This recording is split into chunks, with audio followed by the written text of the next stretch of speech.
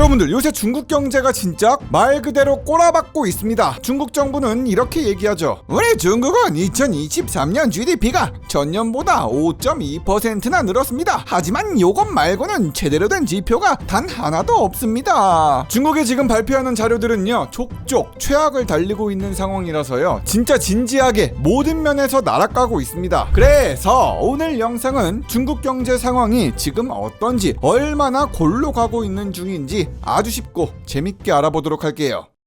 자, 일단요, 올해 초에 중국 정부가 발표했었던 중국 경제 성장률 5.2%를 했다는 건 진짜 잘한 게 맞습니다. 하지만 지금 중국은 넘어야 할 산이 너무나도 많아요. 분명 경제 성장률 나쁘지 않게 했는데 작년 말에 국제신용평가사 무디스는 이렇게 얘기합니다. 우리 무디스는 중국의 장기 신용 등급 전망을 기존 안정적에서 부정적으로 강등 때릴 겁니다. 중국 경제는 앞으로 부정적이에요 라고 밝혔는데, 다른 신용평가사 피치도 마찬가지로 중국의 국가신용등급 전망을 부정적으로 그냥 내려앉혀버렸습니다. 근데 무디스가 중국의 국가신용도를 떨궈버리니까 중국 정부가 바로 발끈했거든요. 아니, 이발이네. 나 중국 공산당은 무디스의 결정에 실망했다. 이 거대한 나라가 경제성장을 5%나 넘게 했는데 어찌 이런 일이 벌어지나 싶죠. 무디스나 피치가 중국 경제에 대해서 염려하는 건 부동산 문제와 중국의 부채 관련 리스크입니다. 여기서 부동산부터 살짝 구경해보자면, 중국에서 부동산 시장이라 하면 중국 경제의 약 26%를 차지할 정도로 규모가 진짜 어마어마하거든요. 이 차트를 보시면요, 중국이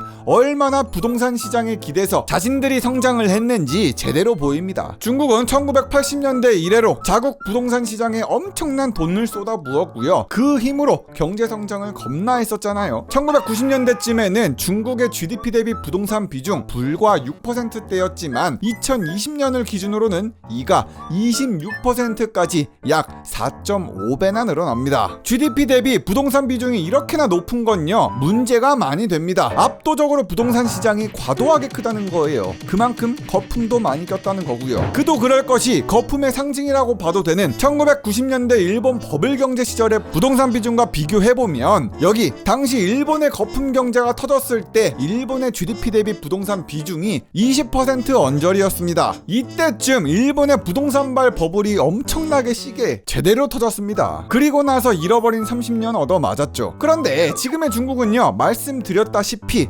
부동산 비중이 26%에서 약 30%에 육박하고 있습니다. 이미 90년대 일본 버블을 가뿐히 뛰어넘어요. 다음으로는 지방정부의 부채 문제인데요. 과거 중국 경제는 제조업, 부동산, 인프라에다가 몰빵 투자를 해왔습니다. 이 과정에서 단기간에 고용과 소비가 늘고 경제 성장률을 빠르게 올릴 수 있었죠. 그래서 여태까지 중국 경제가 크게 성장했었고 많은 사람들이 가난에서 벗어날 수 있었습니다. 여기서 문제는 지방정부들이 이렇게 투자를 많이 하는데 성장 목표를 달성하려고 보니까 마구잡이로 돈을 너무 많이 빌렸었다는 겁니다. 특히나 신용평가사 피치와 무디스가 중국의 신용등급을 강등했었을 때 이 지방정부 부채 문제를 계속 언급했는데요. 중국 지방정부의 부채가 심상치가 않습니다. 중국이 발표했던 지방정부 부채가 2023년 국내 총생산의 약 56.1%에 달한다고 합니다. 헌데 2024년에는 이 수치가 61.3%로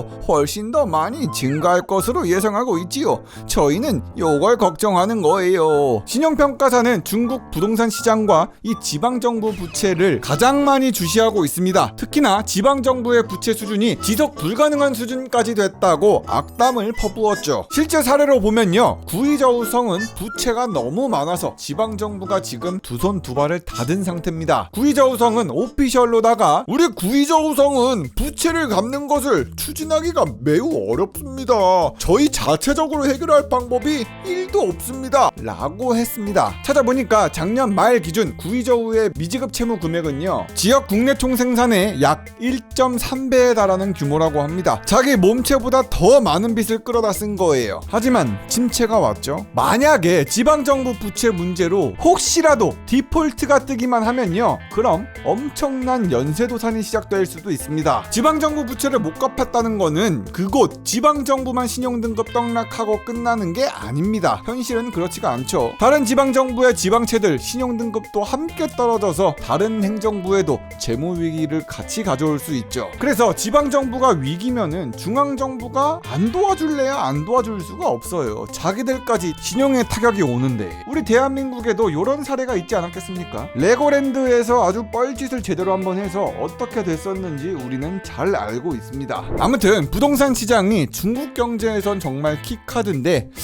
이 키카드가 지표가 너무 안 좋습니다. 2023년을 기준으로 신규 주택 건설은 2020년에 비해 약 40%나 줄었다고 합니다. 하락 기간도 진짜 너무한 게 주택 가격의 하락 기간이 역대 최장기인 29개월이나 이어지면서 주택 가격은 2년 전 최고치에 비해서 평균 15% 이상 하락했죠. 부동산 가격이 떨어지면서 중국 경제엔 디플레이션이 왔다는 얘기도 정말 많이 돌았습니다. 디플레이션이라는 게 물가가 떨어지는 거잖아요. 지금 중국은 부동산 가격 떡락을 필두로 전체 중국 물가 지수가 0%대에서 헤어나오질 못하고 있습니다. 이 차트를 보시면 파란 선이 중국의 소비자 물가 지수인데요. 최근 1년 중에 물가 지수가 마이너스가 찍힌 달이 12개월 중에 9개월이나 됩니다. 중국의 물가 하락이 심하면 마이너스 0.8%까지 찍혔어요. 여기 여러분들께서 다 아시겠지만 디플레이션이 무서운 이유는요, 그 국가의 수요가 바닥을 치기 때문입니다. 소비자들은 앞으로 물가가 더 떨어질 거라고 예상하기 때문에 지출을 꺼리게 되죠. 과거 일본이 30년 동안 그랬잖아요. 지금 통계에서도 중국 형님들이 돈을 안 쓰고 있다는 게 보입니다. 지금 다른 나라와 비교했을 때 터무니없이 낮은 소비를 하고 있는 게 중국인데요. 중국은 GDP 대비 소비가 38.1%로 주요 국가 중에 최하위를 달리고 있습니다. 중국은 과거에는 분명히 소비대국이었습니다. 하지만 지금은 그렇지 않죠. 저축을 많이 한다고 하는 우리 대한민국도 GDP 대비 가계소비 비율이 46.1%나 되는데 중국이 38%라니요. 지갑에서 돈을 꺼내지 않는 나라가 일본만 있는 줄 알았는데 지금 중국까지 뜨고 있습니다. 다음으로는요, 중국의 청년 실업률 얘긴데요. 예전에도 했었지만 중국의 청년 실업률이 더더욱이 올라가고 있습니다. 작년 6월 중국의 청년 실업률이 통계 집계 이래로 최고치인 무려 21.3%까지 치솟으면서 올타임 레전드를 찍었습니다. 25세 미만 청년 5명 중 1명은 실업자라는 게 백수라는 게 공식 통계였죠. 근데 청년 실업률 21%대면 진짜 엄청나게 높은 수치인데도 불구하고요, 이 수치를 믿지 않는 사람들이 있었습니다. 베이징 대학교 경제학과 장단단 교수는 이렇게 얘기하죠. 중국 정부의 통계가 청년 실업률을 저평가하고 있습니다. 부모의 기대사는 이런 청년층을 포함하면은 중국의 청년 실업률 무려 46.5%까지 올라갈 겁니다. 라고 자국 교수님께서 이렇게 얘기했습니다. 이상하게 중국 정보를 까는 교수님이 중국 교수님이라고 하니까 좀 아닐까 걱정은 되는데요. 중국 정부는 청년 실업률 통계치 발표 이후에 삔또가 상했는지 실업률 통계를 앞으로 발표하지 않겠다고 했습니다. 아니, 이발이네. 7월 청년 실업률도 완전히 꺾여버린 것 같은데 그냥 수치를 발표 안 하는 게 어떻겠습니까? 진짜 이렇게 했습니다. 내가 통계 수치를 발표하지 않으면 통계 자체가 없다 아닙니까? 그릇 빙봉 라고 말하면서 중국 정부는 7월부터 청년 실업률 통계 지표를 발표하는 것을 잠정 중단했습니다. 와, 중국 또 너냐? 중국은 앞으로 청년 실업률 발표를 중단하면서 또 다른 불리한 경제 통계도 공개하지 않겠다고 했는데요. 중국 정부의 입장은 이렇습니다. 솔직히 우리가 청년 실업률을 공개하면 이것이 사회 불안으로 이어질 수 있기 때문에 이를 다 우려해서 비공개를 택한 것일 뿐입니다. 별다른 이유는 없어요. 중국의 청년 실업률은 아마 20%를 훌쩍 넘었겠죠. 계속 상승세였으니까. 그런데 작년 6월 이후에 중국 당국이 6개월 만에 청년 실업률 수치를 발표했습니다. 자, 자, 중국 정부는 6개월 만에 새로운 조사 방식으로다가 청년 실업률을 조사해봤습니다. 기존 청년 실업률 21.3%였던 건 지금 14.9%로 많이 떨어졌습니다. 이게 6개월 만에 가능한 수치인지 참 어지러지해요. 살펴보니까 중국 정부는 실업률이 역대급으로 높다 보니까 숫자를 낮춰 보이게 하려고 국제 기준과도 맞지 않는 요상한 방식으로 청년 실업률을 계산했습니다. 분명 작년 청년 실업률 21.3%로 역대 최고치를 찍었다느니 더 안 좋아질 것이라고 예상했으면서